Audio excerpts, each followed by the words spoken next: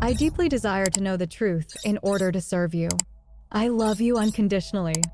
Join us for a profound channeling session with Quo, held on May 21st, 2000, by L/L Research. In this insightful discussion, we explore the delicate balance between being of service to others and respecting their free will. Quo provides valuable guidelines on how to determine when our help is genuinely beneficial and when it might overstep boundaries.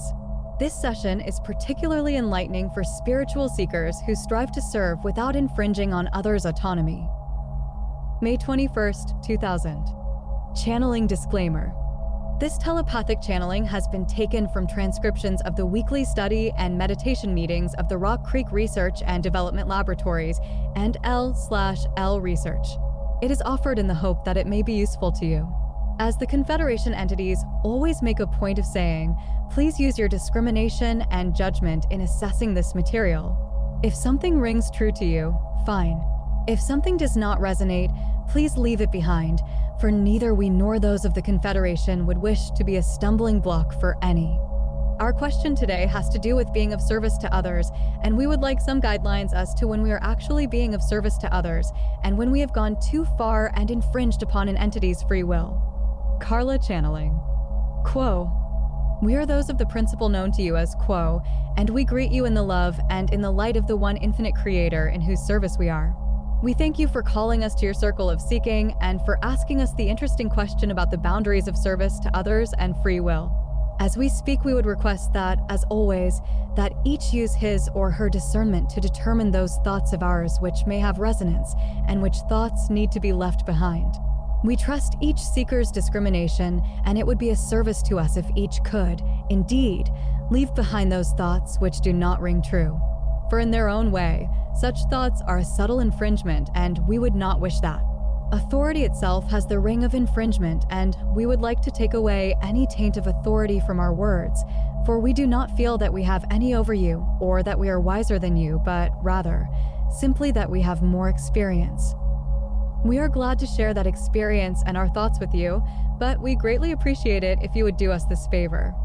The boundary between helping someone else and infringing on their free will was noted in the discussion which preceded this meditation as being somewhat movable, or seeming to be movable, and we would heartily agree. Indeed, for many within your density there is almost no action that can be taken of any kind that is not considered an infringement on free will. The character and temperament of each seeker, or, shall we say more generally, each person upon your planet, whether or not she is consciously seeking, is a completely individual one.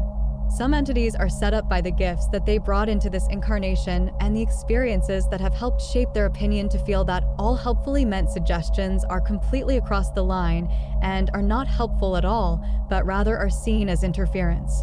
There are others of your density that are happiest when all of their decisions are either made for them or are made very much with them in mind, but not necessarily with their intense contribution. To such entities, almost no act seen as helpful by the other is seen as infringement upon the part of the self. This is due to the entity's feeling that his opinions do not have worth.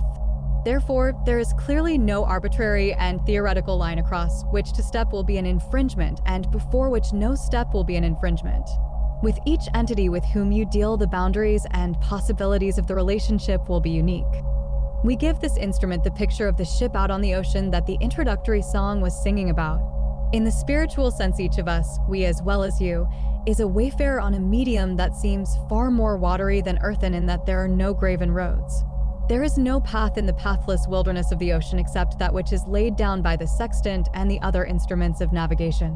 On a cloudy night, such navigational aids may not be effective, and so often each seeker is as the ship without a useful rudder. There is the yearning for the end of the journey, the desire for the home, but there is not the conscious awareness at the particular time of how to get there, what direction to take, or how to prepare for the weather upon the ocean. As that song said, each is in this sense a stranger, a single entity following the yearnings of the heart and attempting to make the journey that is before it.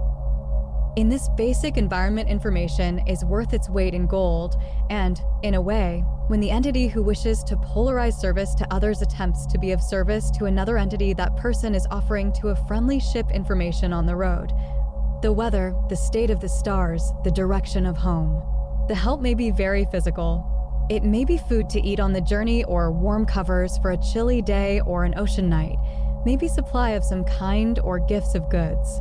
And in this way, parents have, for countless centuries of recorded and unrecorded history, helped their children in a continuing round of a movement of the energy of goods and supply. And, for the most part, this is seen by both parties as a genuine gift of service that is appreciated and not considered to be an infringement. The gifts of information, as from a friend to a friend or from a teacher to a pupil, can certainly be seen by most on that trackless main as a genuinely helpful gift. And in that category, we would put such information as the weather and the stars and so forth. Each of you often has good opinions for the others that are sailing in the sea alongside you.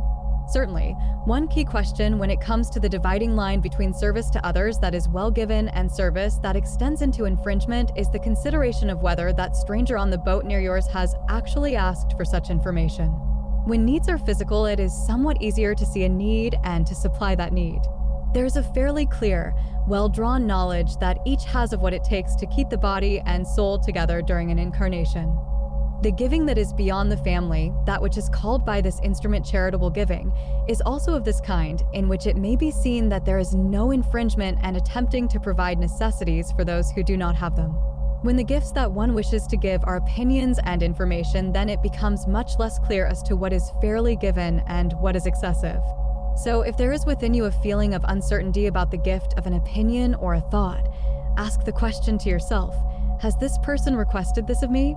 If the entity has, indeed, requested such information, you are on very safe ground. You are free to give what information you have and what thoughts you may contain in the knowledge that they have been asked for. When the information and the ideas are not asked for, then it is well to ask the self, if my thoughts were a handful of seeds, which seed would I want to sow first? For you may consider the field of another person's consciousness as a field of earth which is able to receive ideas and to generate or create new life from those ideas if they are given the kind of interest and nutrition by that person that enables an idea to grow. The dropping of a seed is almost always that which is within the reach of fairness and justice. Attempting to plant the whole field with ideas and opinions that were not asked for is, in most cases, going to be seen as somewhat of an infringement. And when there is a question about whether a relationship has been infringed upon, we would strongly advise clear and honest communication. This instrument was saying earlier that clear communication is a gift, not one that is often easy to give and not one which is often easy to receive when the communication involves uncomfortable material. However, when two entities can communicate clearly, they can together determine for themselves the actual situation as regards infringement. For it is entirely a contract that is unique to two individuals as to where the line is drawn between service and infringement. Perhaps the greatest gift that each may offer is the self. There is a tremendous hunger in spiritually awakened entities for a companion or companions of like mind. There is comfort, even at sea in an open boat, at having a small fleet of small boats about one which are all headed for the same general destination and, therefore, may sail together helping each other with supply, information, and essence. It is the essence of self that is the greatest gift. Certainly, when the seeker finds a companion that is of a like mind and that offers a helpful presence each to the other, there is great cause for rejoicing because there is beyond any gift of thing or idea an utter beauty in the gift of self to self that has a purity that cannot be matched by outer gifts of any kind. Blessed is the seeker who stumbles across the great good fortune of meeting such a companion. For some, this becomes the mated relationship of husband and wife. For some, there is tremendous metaphysical attraction, but there is not the kind of companionship that suggests a shared life, but rather a shared friendship that is a looser and more loosely fitting relationship, but which has a tremendous amount to offer of that essence of self that is like the most haunting of perfumes, impossible to replicate anywhere else. How appreciated is that unique scent of self that is the essence of old friends? And how fortunate does the person feel who meets the new friend? How gifted and how cherished does a friend make you feel? We encourage each to look for ways to share the self beyond any concept of sharing the ideas or the supply. Look for ways to share the beingness. On a fundamental level, it is as though the entire creation of nature were already sharing its beingness at a very intense level, holding nothing back, doubting and fearing nothing whatsoever, but giving all of the self all of the time, all of the color, all of the bloom, all of the glory.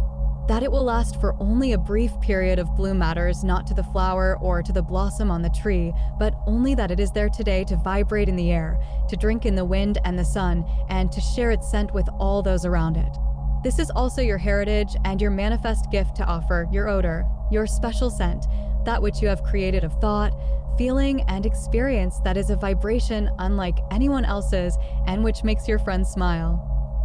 How loved each of you is by the Creator who appreciates each essence and by those who appreciate each of you. Do what you can to become appreciators of all those around you. Perhaps you indicate only by your expression or your smile that you are entering fully into a moment with another, but that other senses the profundity of your gift. One thing unique to the offering of the essence of the self is that it cannot infringe. The self has no words, no requirements, and no demands. Presence is the perfect present. We would at this time transfer this contact to the one known as Jim. We greatly thank this instrument and this group for calling us, and we would like to further answer any questions that you have at this time.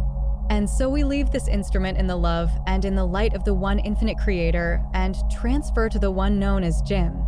We are those known as Quo. Jim channeling. I am Quo and greet each again in love and in light through this instrument. It is our privilege at this time to offer ourselves in the attempt to speak to any further queries which those present might have for us. Is there another query at this time? S. I have asked about our daughter in the past. Thank you for your past words. They were helpful. Another friend who is a walk-in mentioned that I should open up and share more or I may develop cancer. I have had phantom pains in my groin and I have been tripping about them. Could you tell me about those pains and what I need to be doing and be concerned about? Quo. I am Quo and am aware of your query, my brother. We are indeed heartened that you have rejoined the circle of seeking, for we are most honored to speak to each who comes with queries and with the open heart. We bless and welcome you once again. As to the nature of those pains and questions that you have concerning the health and well-being of your physical vehicle, we would suggest that you are, indeed, very healthy. For the physical vehicle that you utilize to move about within this illusion is one which has a natural health to it. However, one can alter this health by offering to the deeper mind the questions that are in the form of doubts. One can erode one's own health by such doubts and fears, not usually in a significant sense, but in the sense that the physical vehicle will respond to the manipulations of the mind. For, indeed, the physical vehicle is a creature of the mind. It is well, therefore, not just to affirm one's health, but to claim it, to live it, to exercise it, to go forth filled with it. We would recommend that you rest in the knowledge that your physical vehicle supports you as well as you support it. The pains that you have felt are not of consequence. They are rather fulfillments of expectations, more specifically, of fears that have no substance to them at the present time. Therefore, our recommendation is of the positive affirmations that remove doubt. Is there a further query, my brother? S. Yes. On a world event stage level, the drama of the Elian Gonzalez child seems to be a catalyst for millions of people. There seems to be more going on behind the scenes than is being reported. Could you share your perspective as to what is being played out? Quo. I am Quo and am aware of your query, my brother. The drama that surrounds this young entity is that which each feels it to be. Again, the minds of those observing this event will see what they wish to see, will see what they are told to see, and will see more than there is to see. For, indeed, the mind is a powerful source of seeing, of information. There is as much to this event as any says there is, for as soon as it is said, there it is. We look upon this young entity and many entities who have been placed in the public eye and see that the mass consciousness of many entities needed this young entity to focus upon in order to discuss and describe the nature of the lifestyle found in this young entity's 2 worlds, and the nature of the family itself. For this basic unit of support, nurture, teaching and guidance is one which has suffered, shall we say, significant loss of influence for many people within your planetary population. Many would have governmental powers, political powers, economic powers, and social institutions take from the family that which is its responsibility. An entity such as the one known as Elian can serve as a point of focus for people who need to bring into their own minds the topics of concern. Such entities are as the lightning rod, which attracts the attention of a great deal of public energy, And by allowing this energy to be expressed, then provide to many people an avenue not only for expression of emotions and thoughts and opinions, but of the possibilities for their own life patterns to be altered by such discussions, depending upon the passion with which the discussion is carried out. Thus, the world stage is one which always offers to each individual entity whatever the entity desires. For if you look at the range of opinions and responses to every situation, you will find that there is, indeed, a wide range, and one may pick and choose those areas of importance to one's own areas.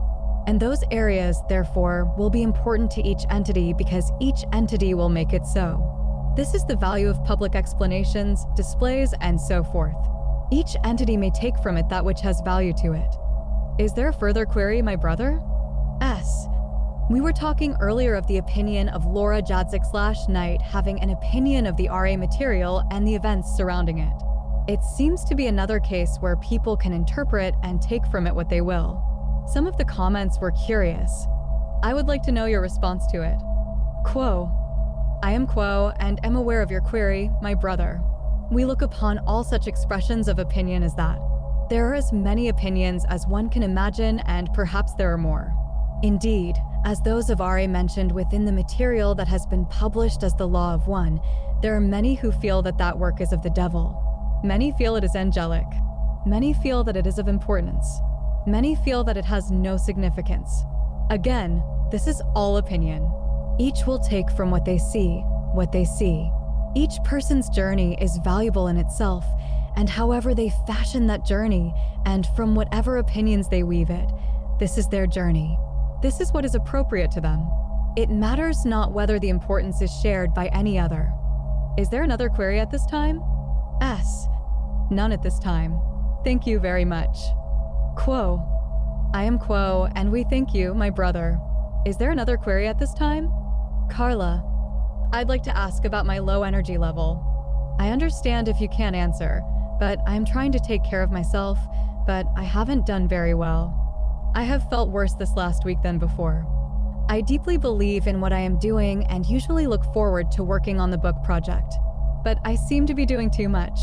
Do you have any pointers for me as to how to balance and re-energize myself? Quo. I am Quo and am aware of your query, my sister. We look upon this topic which you have expressed in terms of feeling that you have depleted your own energy, and because of this observation suggest that it would be well if you were to rest for a period of days, giving yourself nothing of importance to do, luxuriating in whatever brings you rest, and letting your energies of your mind, your body especially, and your spirit recharge so that there might once again be a reserve upon which to call. We are aware that there are those duties which are of a regular nature which you perform each day, and we would recommend that these be taken care of in a short manner by either neglect or a short reply to each entity, writing to inform them of your need for rest. Is there a further query, my sister? Carla. Could you tell me if 3 days of this would be enough? 5 days? Quo. I am Quo, and this will be your determination, my sister. As you are able to rest, it is then your estimation that will be important as to how you are rejuvenating. Is there another query at this time? Carla. No. That's it. Thank you very much. Quo. I am Quo, and we thank you once again. Is there another query at this time? S. The Derby and Preakness have been run. Did your horse come in? Quo. I am Quo, and we're aware that this instrument was finally able to pick a winner after 27 tries. We rejoice with him for his success, as we rejoice with each of you in your successes. S. So, who's your pick on the Belmont Stakes? Quo. I am Quo, and we are happy when the underdog wins, but we see that there are no dogs in this race. Therefore, we shall be content with whatever outcome occurs. Is there a final query at this time? No further queries. I am Quo, and we rejoice with each of you and take a great deal of pleasure in the mirth that this group has found in its seeking together. We are always privileged to join the circle of seeking and are aware that this shall be the final session of working that includes the channeling aspect for a portion of your time, and we would hope that each will remember that we walk with you in your seeking, imminent or not. All you need do is mentally request our presence, and we will be glad to join you in your meditations. We are known to you as those of Quo, and we would now take our leave of this instrument and this group. We leave each of you in the love and in the light of the one infinite creator. Adonai, my friends. Adonai.